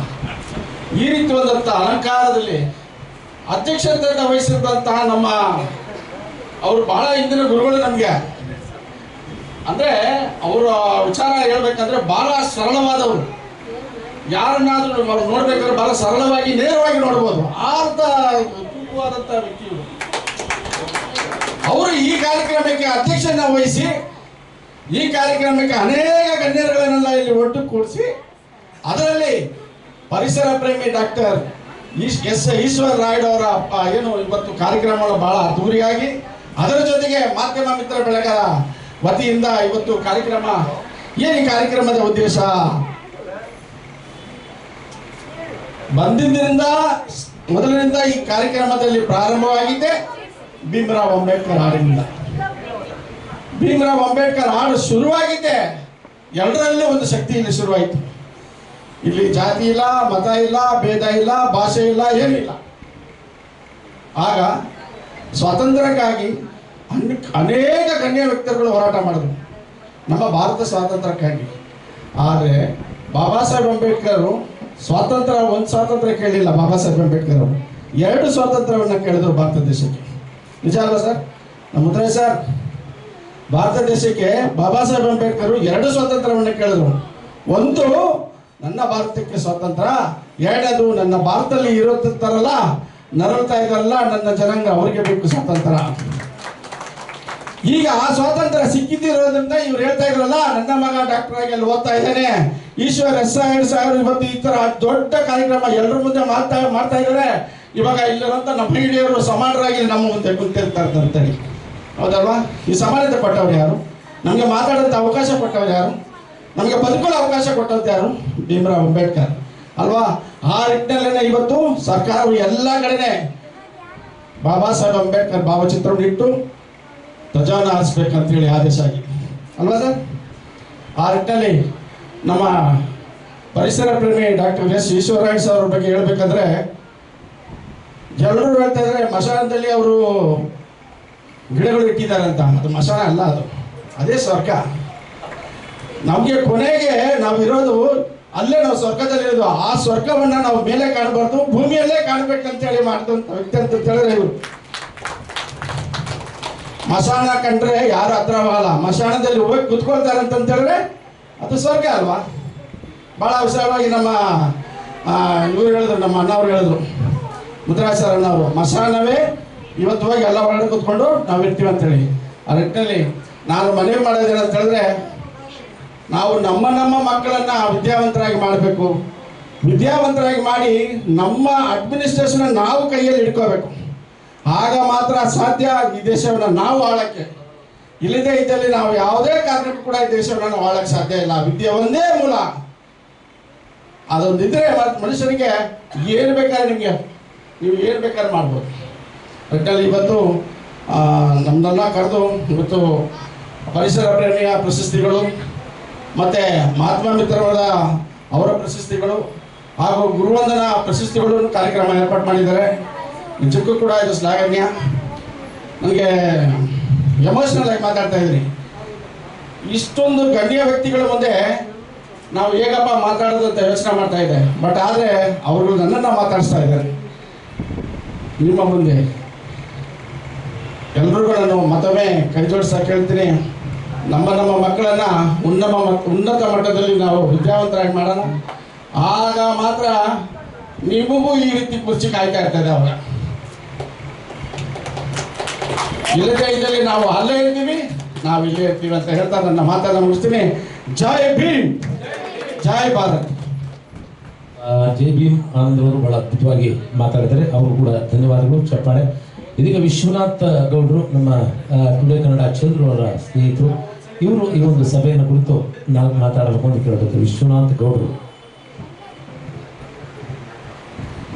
ಮೊದಲಿಗೆ ಭಾರತಾಂಬೆಯ ಪಾದಕ್ಕೆ ನಮಿಸುತ್ತಾ ಎಲ್ಲರಿಗೂ ಸ್ವಾತಂತ್ರ್ಯ ದಿನದ ಶುಭಾಶಯಗಳನ್ನು ಕೋರುತ್ತಾ ವೇದಿಕೆ ಮೇಲೆ ಕುಂತಿರುವಂತಹ ಎಲ್ಲ ಗಣ್ಯರಿಗೂ ನಮ್ಮ ಗುರುಗಳಾದ ಮತ್ತು ನಮ್ಮ ನಾಯಕರಾದ ವೀರಯ್ಯ ಸಾಹೇಬರಿಗೂ ನಮಸ್ಕರಿಸುತ್ತಾ ಹಾಗೆ ನಮ್ಮ ಈಶ್ವರ್ ಸಾಹೇಬರು ನಮ್ಮ ಸದಾನಂದ ಸಾಹೇಬ್ರವರು ಏನಪ್ಪ ಹೇಳಬೇಕು ಅಂತಂದರೆ ಒಂದು ಭಗವದ್ಗೀತೆಯಲ್ಲಿ ನಮ್ಮ ಕೃಷ್ಣ ಒಂದು ಮಾತು ಹೇಳಿದ್ದಾರೆ, ಧರ್ಮ ಸಂಸ್ಥಾಪನಾಥಾಯ ಸಂಭವಾಮಿ ಯುಗೆ ಯುಗೆ.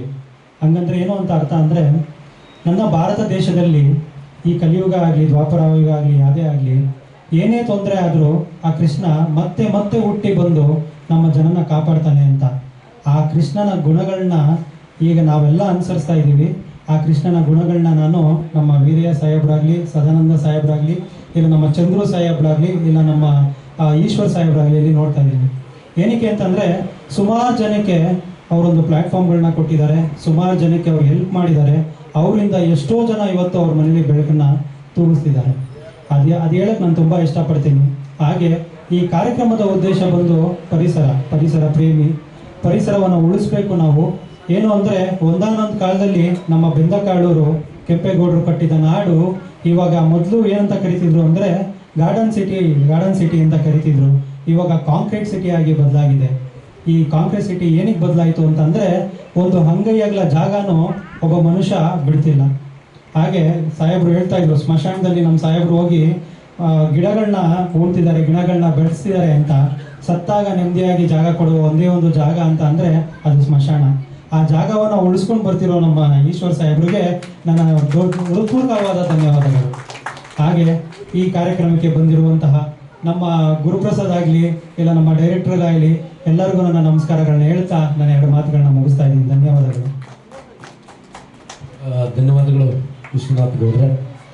ಇದೀಗ ಈ ಒಂದು ಕಾರ್ಯಕ್ರಮಕ್ಕೆ ಆಗಮಿಸಿ ಎಲ್ಲ ಮುಖ್ಯ ಅತಿಥಿಗಳಿಗೆ ಸನ್ಮಾನ ಮಾಡ್ತಕ್ಕಂಥ ಸಮಯ. ನಮ್ಮ ಈಶ್ವರ ರಾಡರವರು ಹಾಗೆ ಚಂದ್ರನವರು ಎಲ್ಲ ಸೇರಿ ಒಟ್ಟಾಗಿ ಸನ್ಮಾನವನ್ನು ಮಾಡಬೇಕು ಅಂತ ಕೇಳ್ಕೊತಾ ಇದ್ರು. ಮುಬಾರಕ್ ಅವರು JK ಕನ್ನಡದ ಮುಬಾರಕ್ ಕೂಡ ಇದ್ದಾರೆ.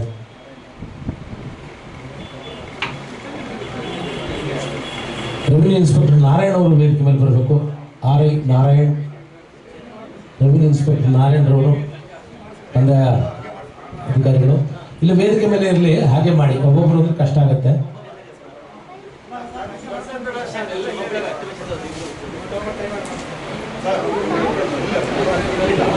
ವೇದಿಕೆ ಮೇಲೆ ಬಂದಿರ್ತಕ್ಕಂಥ ಜೈ ಭೀಮ್ ಅವರು ಆಗಿರ್ಬೋದು, ಜೈ ಭೀಮ್ ಆನಂದ್ ಅವರು, ಹಾಗೆ ವಿಶ್ವನಾಥ್ ಗೌಡರು, ಮುತ್ತುರಾಜರವರು, ಹಾಗೆ ಗಂಡಸಿ ಸದಾನಂದ ಸ್ವಾಮಿರವರು, ಹಾಗೆ ಇಂದಿನ ಅಧ್ಯಕ್ಷರಾದ DS ವೀರಯ್ಯನವರು, ಹಾಗೆ ನಮ್ಮ ಜಯಪ್ರಕಾಶ್ ಗುರೂಜಿಯವರು, ಹಾಗೆ ನಮ್ಮ ಮಾದೇವ ಚಿತ್ರದ ನಿರ್ಮಾಪಕರಾದ ಸುಮಂತ್ರವರು,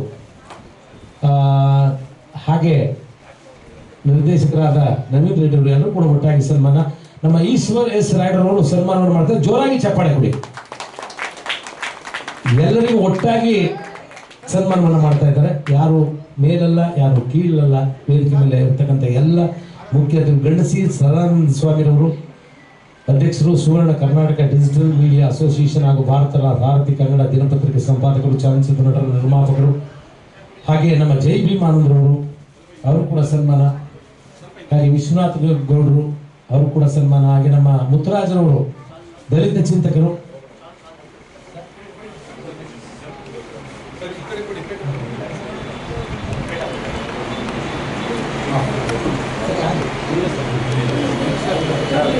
ಅಧ್ಯಕ್ಷರಾದ DS ವೀರಯ್ಯನವರು ಕೂಡ ವಿಶೇಷವಾಗಿ ಸನ್ಮಾನ. ಹಾಗೆ ಜಯಪ್ರಕಾಶ್ ಗುರೂಜಿರವರಿಗೆ, ಹಾಗೆ ಮಾದೇವ ಚಿತ್ರ ಇತ್ತೀಚೆಗೆ ತೆರೆಕೊಂಡು ಬಹಳ ಯಶಸ್ಸನ್ನು ಕಂಡಂತಹ, ನೋಡಿ ಕರ್ನಾಟಕದಲ್ಲಿ ಕನ್ನಡ ಚಿತ್ರಗಳಿಗೆ ಥಿಯೇಟರ್ಗಳಿಲ್ಲ. ಎಂಥ ದೌರ್ಭಾಗ್ಯ, ನಿಜವಾಗ್ಲೂ ಬಹಳ ಬೇಜಾರಾಗುತ್ತೆ. ಎಲ್ಲ ಕನ್ನಡಿಗರು ಒಟ್ಟಾಗಬೇಕು. ಬಹಳ ಅದ್ಭುತವಾದ ಚಿತ್ರವನ್ನು ನಿರ್ಮಾಣ ಮಾಡಿದ್ದಾರೆ ಸುಮಂತ್ ಅವರೇ, ನವೀನ್ ರೆಡ್ಡಿ ಅವರು ಒಳ್ಳೆ ನಿರ್ದೇಶನವನ್ನು ಮಾಡಿದ್ದಾರೆ. ಹಾಗೆ ನಮ್ಮ ಮಳವಳ್ಳಿ ಮಾದೇಶ್ವರರು ಕೂಡ ಬಹಳ ಅದ್ಭುತವಾದವರು. ಮಾದೇಶ್ವರನ ಒಂದು ಆಶೀರ್ವಾದದಲ್ಲಿ ಹುಟ್ಟಿದಂತಹ ನಮ್ಮ ಮಾದೇವ ಸ್ವಾಮಿಯವರು ಬಹಳ ಅದ್ಭುತವಾದ ಗೀತೆ ಹಾಡಿದ್ದಾರೆ. ವಿನೋದ್ ಪ್ರಭಾಕರ್ ಬಹಳ ಅದ್ಭುತವಾಗಿ ಅಭಿನಯವನ್ನು ಮಾಡಿದ್ದಾರೆ. ಇನ್ನು ಮುಂದೆ ಈ ರೀತಿ ಆಗಬಾರದು. ಕನ್ನಡ ಚಿತ್ರಗಳಿಗೆ, ಒಳ್ಳೆಯ ಚಿತ್ರಗಳಿಗೆ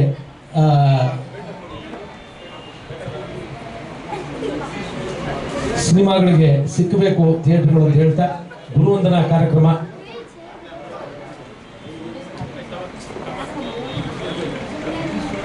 ನವೀನ್ ರೆಡ್ಡಿ ಅವರು ಕೂಡ ಸನ್ಮಾನ. ಸುಮಂತ್ರವರು ಅವರು ಕೂಡ ಮಹಾದೇವ ಚಿತ್ರದ ನಿರ್ಮಾಪಕರು, ಅವರು ಕೂಡ ಧನ್ಯವಾದ. ಜಯಪ್ರಕಾಶ್ ಗುರುಜಿಯವರು, DS ವೀರಯ್ಯನವರು, ಹಾಗೆ ಗಂಡಸಿ ಸದಾನಂದ ಸ್ವಾಮಿರವರು, ಮುತ್ತುರಾಜರವರು, ನಮ್ಮ ದಲಿತ ಚಿಂತಕರು, ವಿಶ್ವನಾಥ ಗೌಡರು, ನಮ್ಮ ಜೈ ಭೀಮ್ ಅಂಬೇಡ್ಕರ್ ಆನಂದ್ ಅವರು ಕೂಡ ಸನ್ಮಾನ. ನಮ್ಮ ಬರೀ ಸುಬ್ಬಾರೆಡ್ಡಿ ಅವರು, ಸುಬ್ಬರಾಯಡ್ ಅವರು ನೋಡಿ, ಸುಬ್ಬಾರೆಡ್ಡಿ ಚೇಂಜ್ ಮಾಡ್ತಿದ್ದಾರೆ.